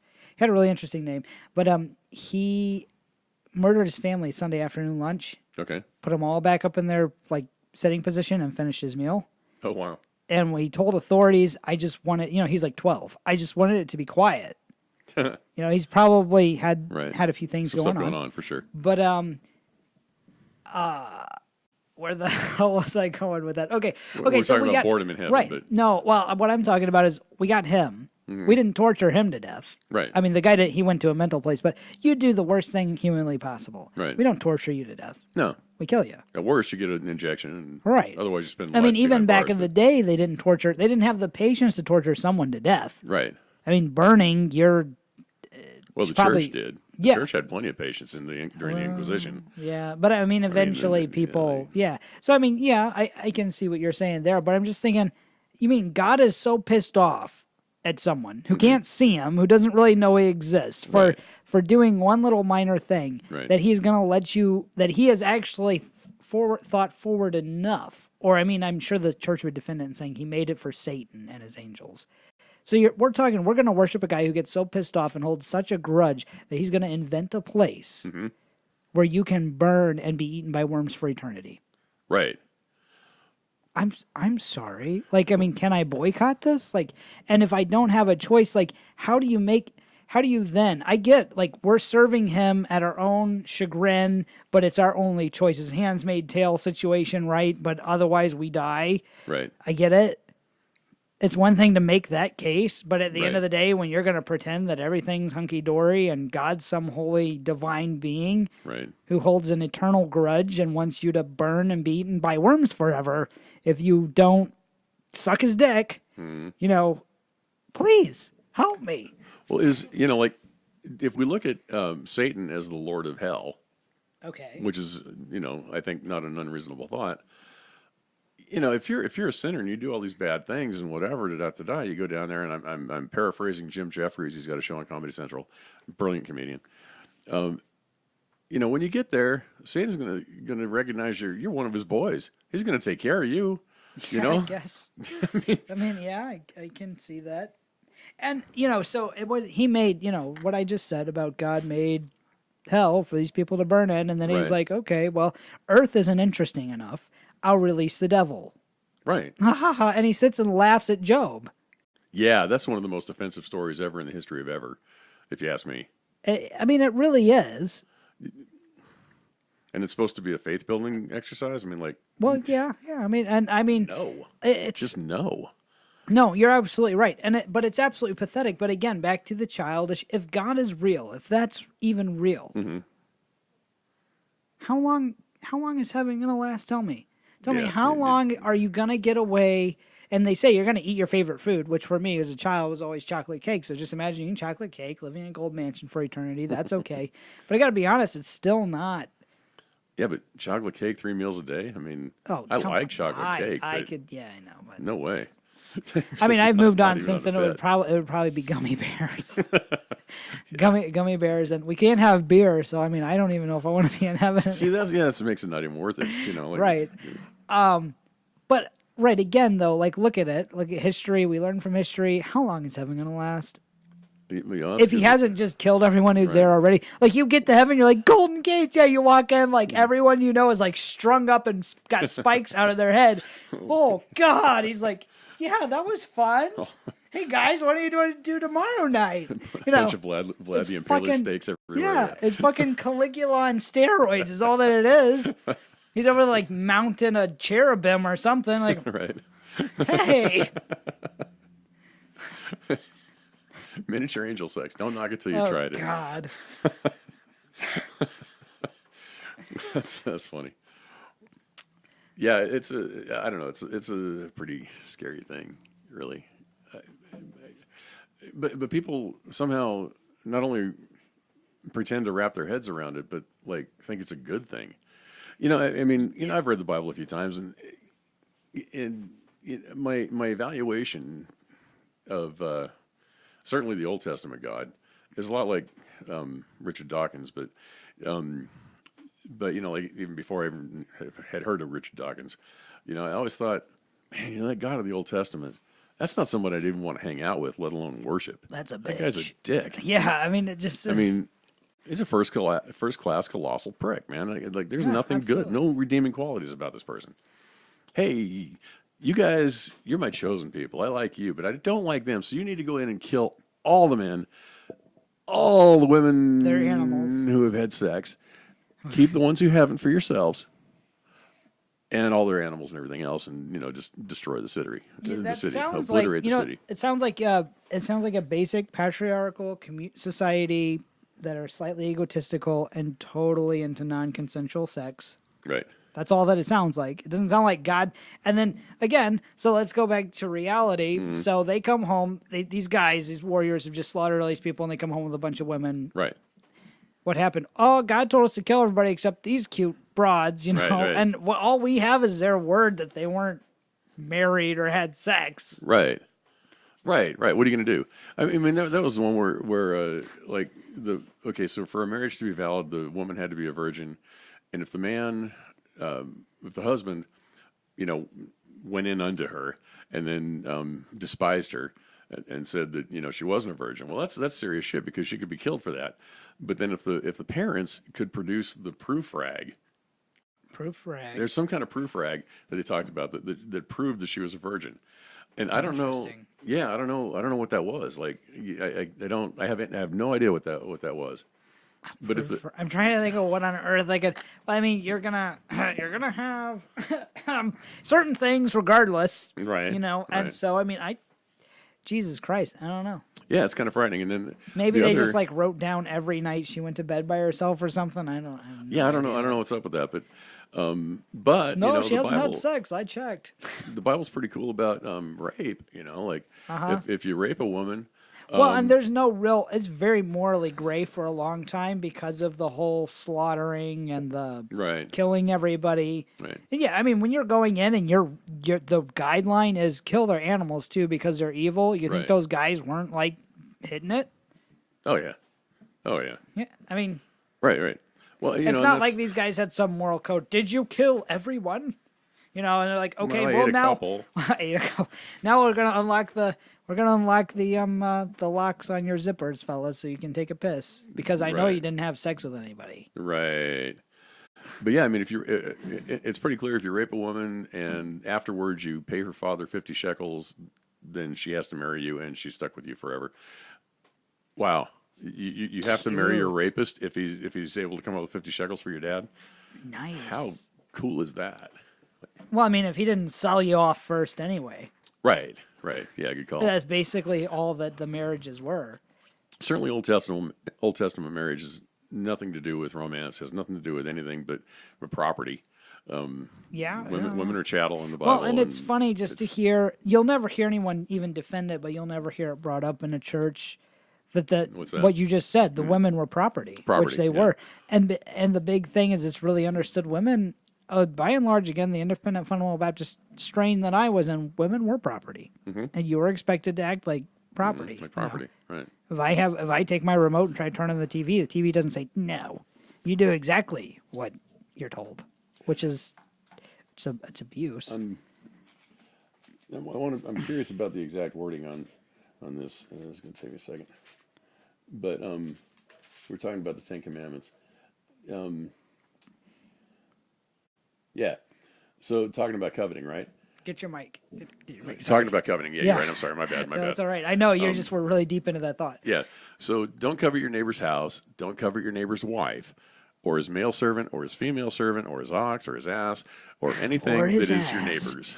That one was always me and my neighbor's ass. We had No,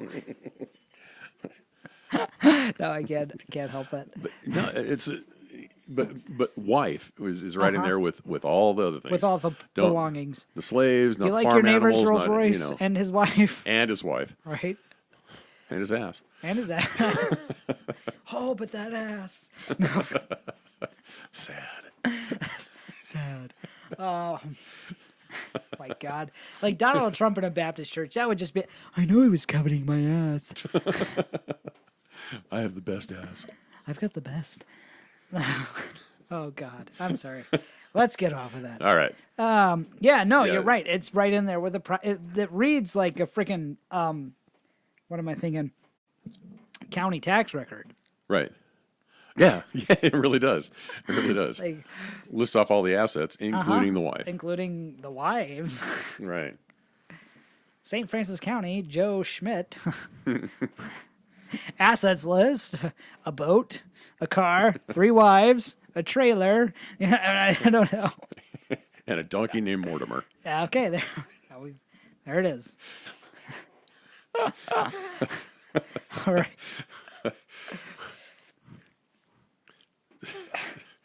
I don't know.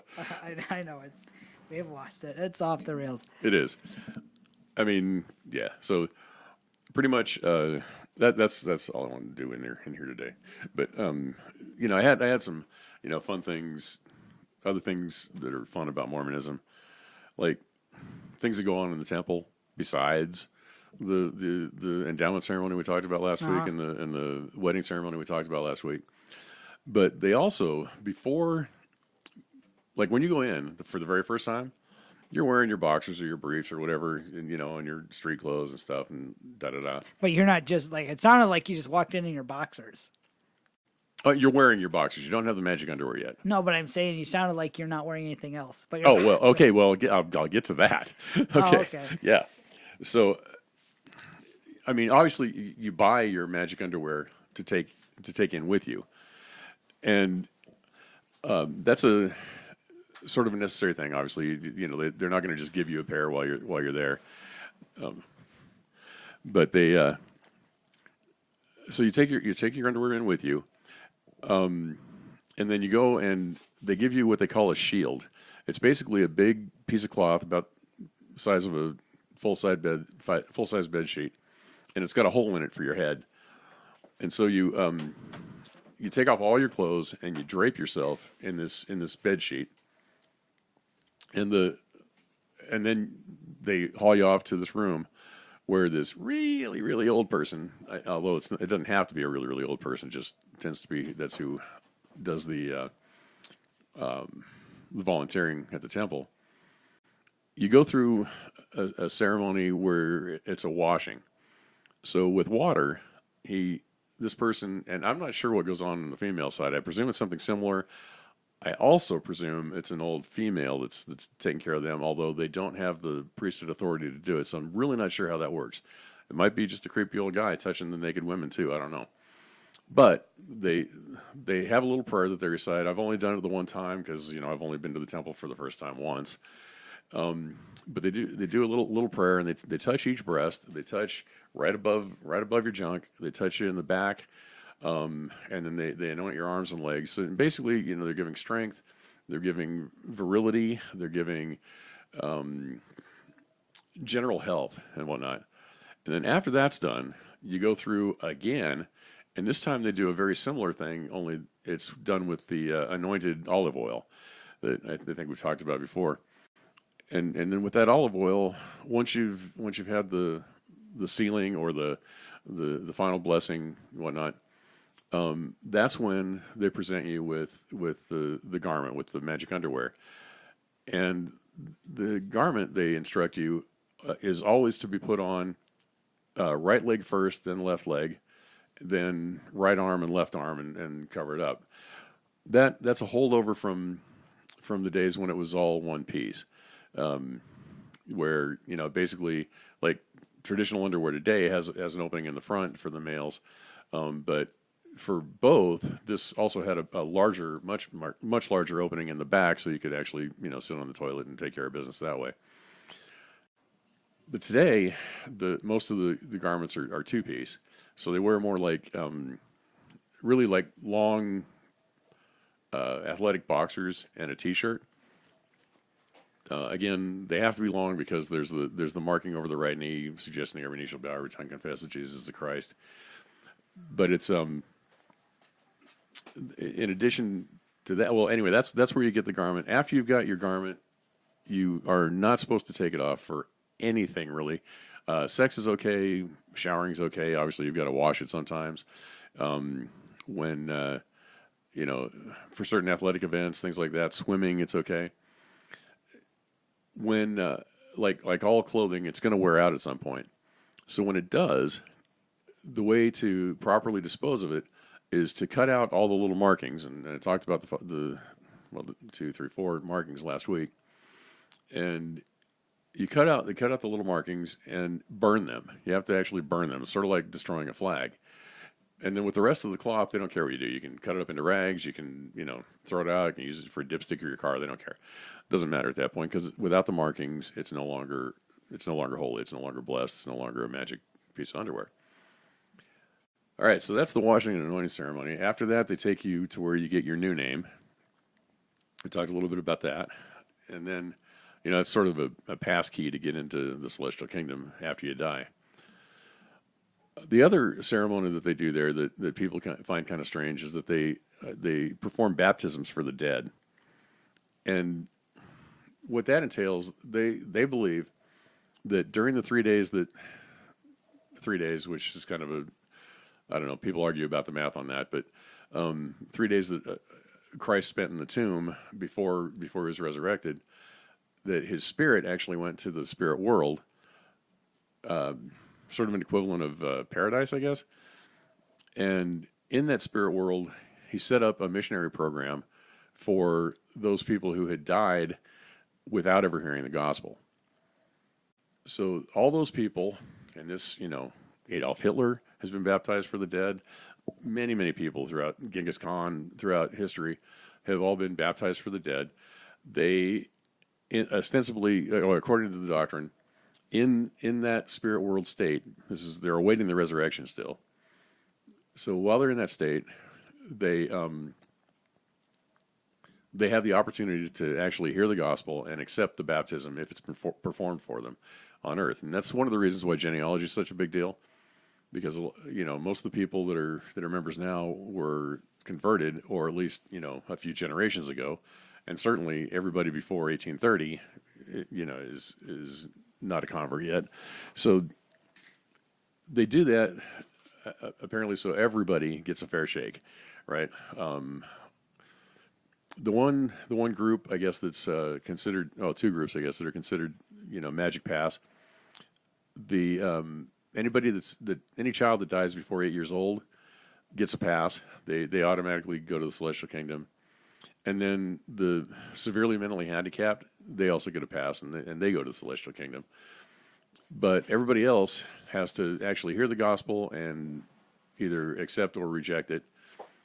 And that brings me to the degrees of glory, because they don't have heaven and hell, the Mormons. They have 3 degrees of glory and perdition, or outer darkness. So the first degree of glory is the celestial kingdom. That's that's the cream of the crop. That's like for the righteous Mormons, people who lived their whole lives according to the tenets of the church, and they were baptized, they went through and did all their thing. Now the good Mormons who have actually done all the ceremonies and whatnot, and have gone on to get married in the temple, to have a temple ceremony, those people can actually get exalted. That's the highest degree in the celestial kingdom. And exaltation basically means that you start on the godhood program, where you can eventually become a god. So that's pretty cool. They believe that, again, we talked about this last week, but that the God of this earth is also was a man on another planet serving another god and whatnot. Right. So then under the celestial kingdom is the terrestrial kingdom. Terrestrial sounds a lot like it's Earth-like. Well, yeah, that's kind of on purpose, but it's for really, really good people, but who didn't quite get baptized. They didn't make it to get their temple ceremonies. They rejected the gospel. They didn't do the non-Mormons, really, really good non-Mormons, or slightly missing the mark Mormons. You were baptized, you were kind of okay, but not great, and you just didn't live righteously enough to make it to the celestial kingdom. Is that temporary, like purgatory, or is this that is permanent? forever? This is forever. These are all forever. And then the lowest degree is the telestial kingdom. And Joseph Smith said that he had a vision of the three degrees of glory. And he said that if people could see just how awesome it is in the telestial kingdom, they'd kill themselves to get there. And the telestial kingdom is basically for everybody else, right? Murderers, rapists, bad people, everybody else. But that's still like super great. So they don't believe in an eternal punishment thing.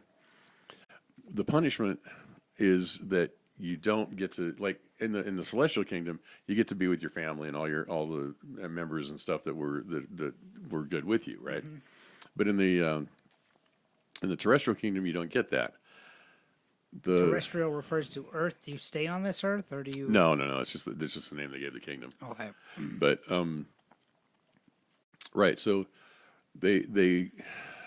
Joseph Smith compared the degrees of glory in that the celestial kingdom was comparable to the brightness of the stars at night, that the terrestrial was comparable to the moon, and the celestial is comparable to the sun. So that's how much better, brighter the kingdoms are than over one or the other. So if you get the great one, you're blind. If you get the other one, you can barely see. And if you Right. get the last one, you're Yeah, forget blind it. again. So you're blind, Right. blind, and then you can kind of see You can good. kind of see, right, right. Hey, Neither of them sound very useful. it's religion. It doesn't have to make sense. Okay, You're right. but I made it up. Makes it true. but because of all that, in the temples, they offer the ceremonies that, so like, even if you didn't have a chance to hear the gospel on earth, it's okay, because they'll go ahead and get a baptism for you. They'll get confirmed for you. They'll go ahead and do the endowment ceremony for you. Like every time, like say, I were to change my mind and go back to the church and get a recommend and go to the temple again. When I went through that endowment ceremony, I'd be doing it for someone else, like some dead person that they just pulled out of a hat and give it to me, unless I'd done my genealogy and wanted to do it for my own family members. And So if you leave the Mormons, go back, they'll take me right back. Yeah, Right. Yeah. No, but you're saying I mean, I'd have to be contrite and repent and all that what crap. you're saying but is you could go do it for a dead person. absolutely, every time that I've been to the temple, except the first one, has been in someone else's name. Oh, weird. Yeah. And that helps them. It can if they Suppose- so since Jesus went to the afterlife, the spirit world, and set up a missionary program. If the So person did whose he name wear, I have, Did he wear a white shirt and badly fitting black pants? that's awesome. Sorry, I was- Yeah, a little name badge, Elder Jesus. Yeah, that's pretty good. Gelder. Elder Christ. Don't you know who I am? I'm Elder Christ. Now, unlock my bicycle. Again, I'm not sure how that worked, but anyway, there are ostensibly people in the spirit world right now that are being preached to, and they have the opportunity there to accept or reject the gospel. If they accept it, then assuming that someone on earth has performed the ordinance for them, they can accept the baptism, they can accept the confirmation, they can accept the being sealed to their parents, they can accept being married in the temple, they can accept all those things. Cool. So, do you have to pay for that or no? No. Interesting. So it's not like a Catholic indulgence. No. Not at Now, all. we have a similar version of that idea, and that is that if you're not at the age, if you die before you're at an age of understanding, which typically, it comes down to how upset the parents are that the kid died. Right. I know it right. sounds terrible.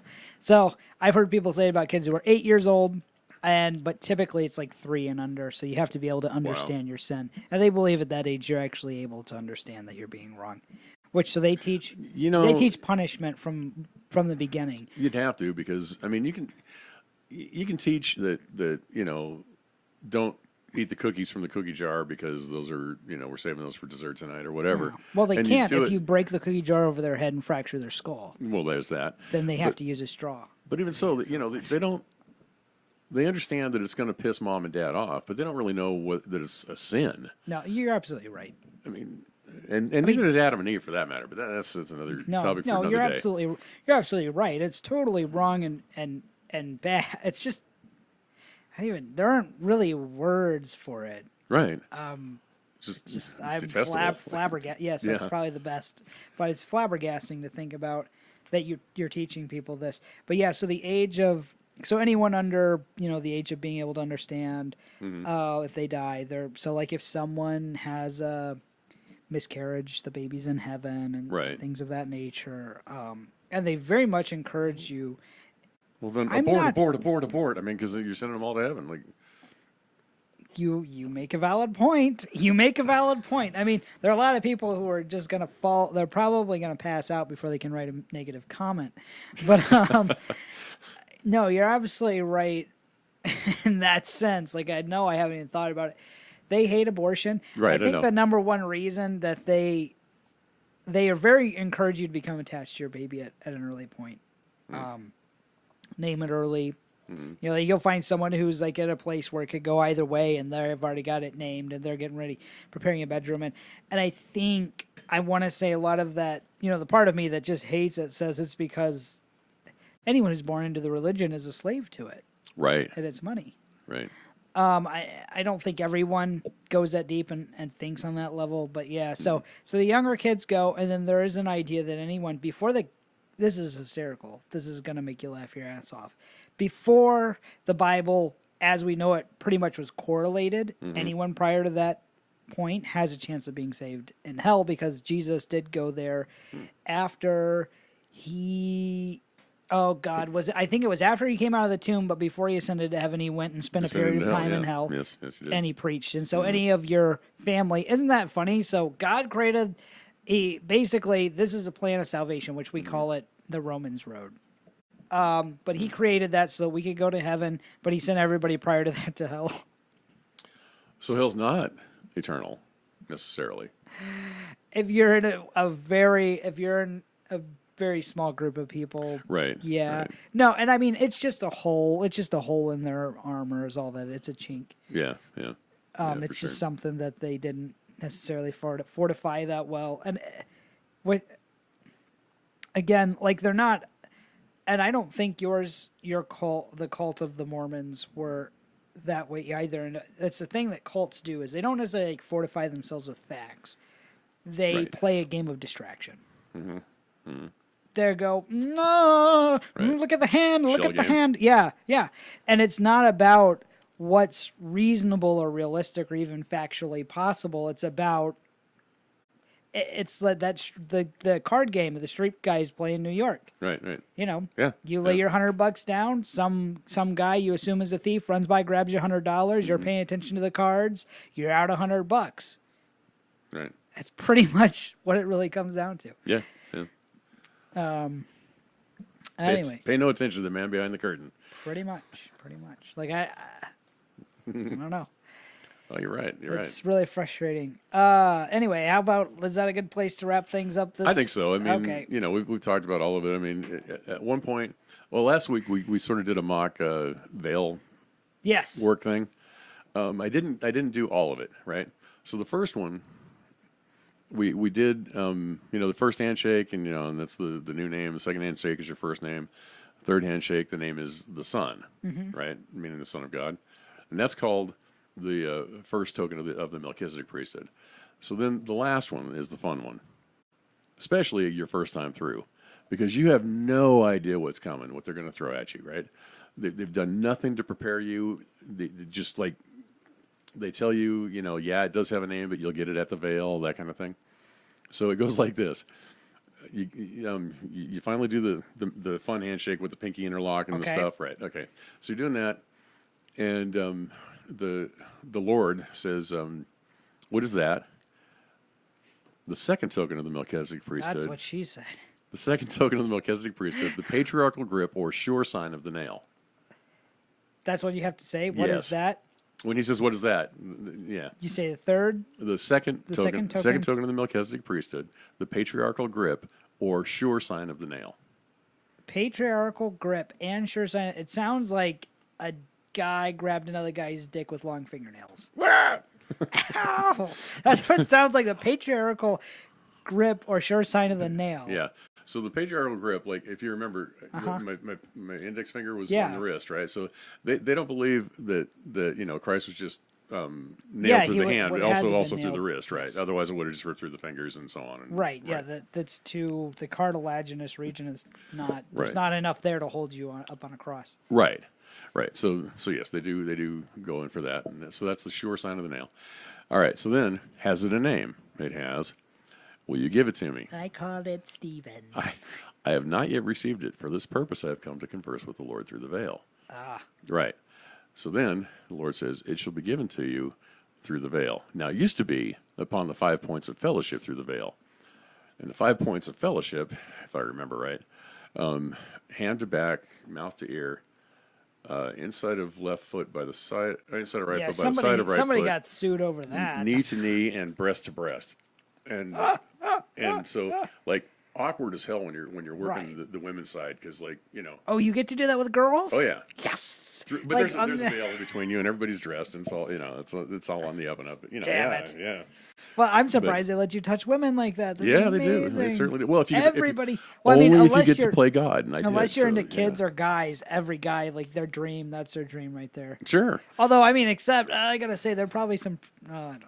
Well, I mean, yeah, I mean, a lot of the women were pretty old, and so, Like some 80-year-old woman. Yep, She's yep. probably like groping your ass. Oh, that's a firm one. 4'8", and you know, hunched Right. over on top of that. Anyway, so okay, so then the Lord says, "This is the name of the token." Ready? Okay. Health in the navel, marrow in the bones, strength in the loins and in the sinews. Power in the priesthood be upon me and my posterity through all generations of time and throughout all eternity. He says that and then says, "What is that?" I mean, like, the first Time for me you're to leave? right? Like, so then you go through and do all that stuff again, right? You know, the second token of Melchizedek, priesthood, patriarch, sure sign on the nail, has the name it has. Will you give it to me? I will upon the 5 points of fellowship through the veil, and then you recite all that back. And so your first time, this is the first time you've heard all of that, and you're supposed to recite it back. Thankfully, they have a worker standing there whispering in your ear, so you can, Okay, so you can same say thing. it. Yeah, But now, who the hell came up with that? Joseph Smith. He borrowed the ceremony heavily from the Masons. He was a 32nd degree I Mason. mean, yeah, a lot and of it sounds it's very Masonic. Masonic. Yeah, yeah. But you know, originally the endowment ceremony was like 8 hours long. Over time, it got whittled down to where now it's only a little over an hour, hour and a half. I'm sure that like everything in that 8-hour ceremony wasn't terribly above board back then. I'm sure not. You're probably right. Thump. What's that thumping? None of your business, son. None of your business. Just don't worry about it. God. All right. Anyway, that's all I had. All right. Okay. Well, we're gonna wrap it up for this week. Thanks for being here. I loved it again. We're gonna have. I think we'll probably do a few more videos of this series. And Okay. We'll see where it's gonna take us. Thank you guys for being here. We will see you next week right here on the Andy Hardy Show.